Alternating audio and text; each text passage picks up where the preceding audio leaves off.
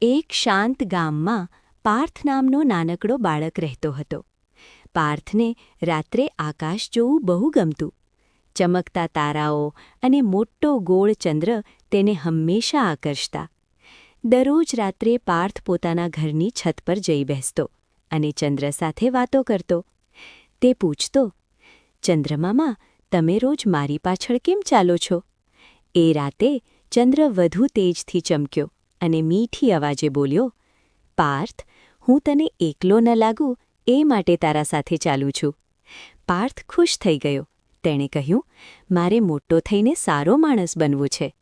ચંદ્રમામાએ હળવેથી કહ્યું, "તો હંમેશા સત્ય બોલજે, બધાને પ્રેમ કરજે અને સપનાઓ ક્યારેય છોડતો નહીં." ચંદ્રની વાતો પાર્થના હૃદયમાં વસી ગઈ.